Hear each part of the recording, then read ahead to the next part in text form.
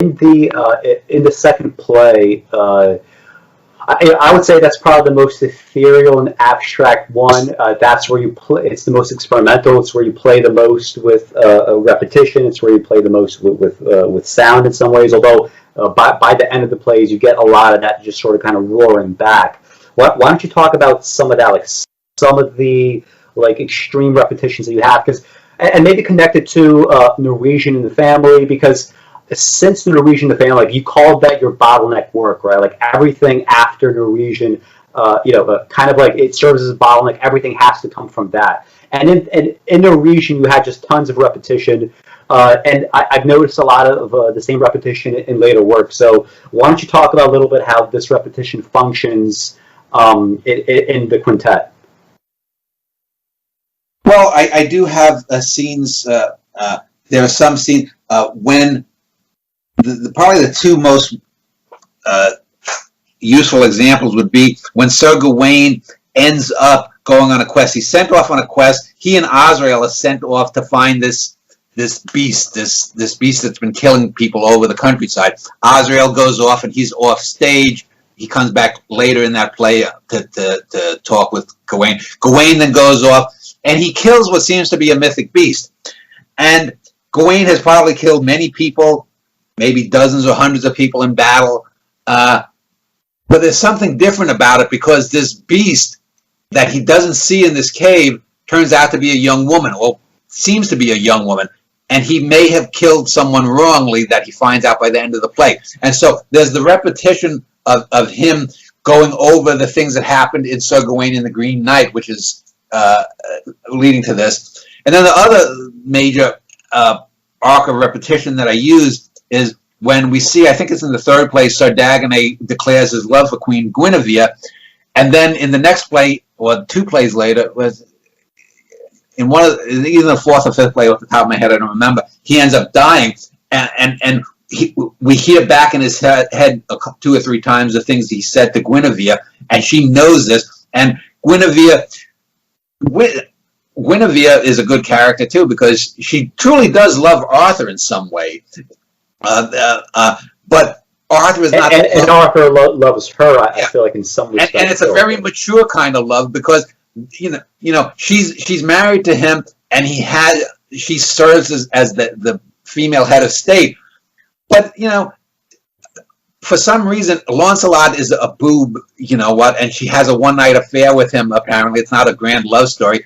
But Dagonet is the guy who really, truly loves her for who she is, at least in that romantic sense. King Arthur loves her as a person and accepts her flaws because she accepts his flaws, etc. So there isn't this melodramatic tension. But anyway, to get back, Sir Gawain, it's all interior. He has these brothers Agravain, who's a potential psychopath, Sir Gareth Beaumines, who's the good brother. Modred is just a baby in this play, and he's dealing with his life of violence, and it's internal. And we get a lot of the music that repeats on and on too. There's the repetition of music, and what is the life of a professional killer? He's a professional killer. In every sense, as much as Big Frank in a Norwegian in the Family, or the Norwegian in a Norwegian in the Family, or a dozen other characters like Tony Luft, the boobish killer, hired killer in the Maravelli family saga overall over several books.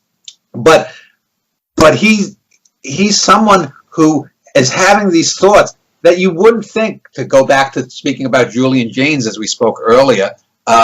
You wouldn't think that a guy who's living in the 500s AD might think about, but he does. He has to have that, because it makes for good drama, and it makes for real drama, not just melodrama. Because as I said, there isn't any real magic that I have in the play, but is there? Because or is this just a device? And this gets back to the metafictive aspect of the Great Watcher, the Danny Wagner character there, because he comes into two or three of the characters' lives. First it's Merlin, then he appears to Guinevere and a couple of other characters along the way. So that's dealing with, in a sense, the second play, which the title slips me. The second play is, in a sense, dealing with a lot of the same things that A Norwegian in the Family deals with in a much larger sense, because A Norwegian in the Family is subtitled A Novel of Men, and this could be called a play of a man, even though it's about his brothers and it's set in Canada. Sir Gawain is, even though he doesn't appear necessarily as much as you might think of the main character, he is definitely the main character. He is, everything orbits around Sir Gawain's state of mind in this play.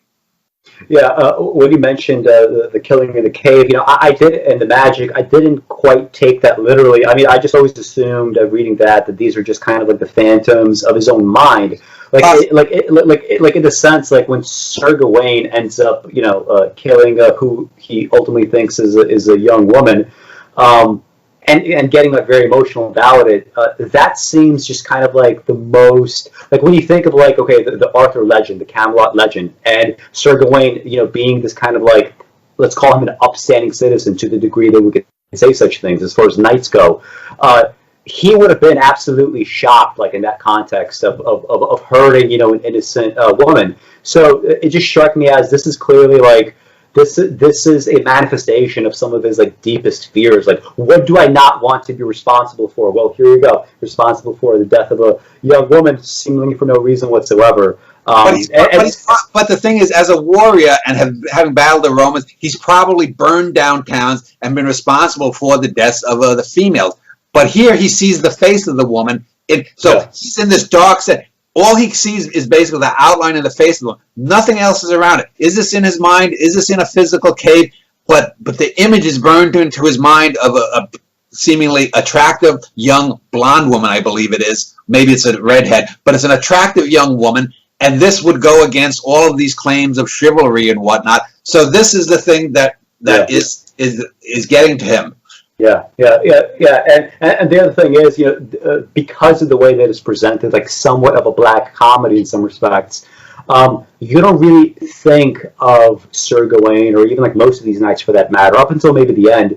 You don't think of them as warlords, right? You don't think of them as the types of people that would, in fact, like burn down a village and obviously kill many innocent people in the process, right? That doesn't come into your head, right? Because the situations that you find them in mostly, they tend to be in either courtly situations or by the time we get to the later plays, like you have the three holy fools that are they're just kind of like bumbling their way through everything, even though that in the background there must be some kind of death and even some kind of outright murder going on.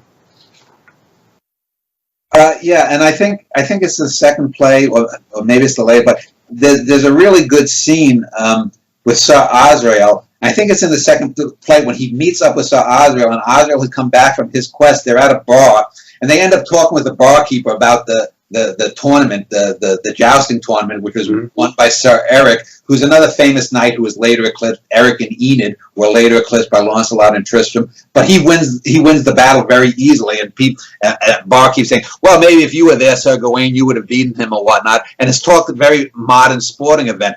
But the important point is, I believe it's in the second play, is Sir Azrael comes back and he says to Gawain, "Yes, I went after," I forget what I call the beast, the beast that they both went after in different directions.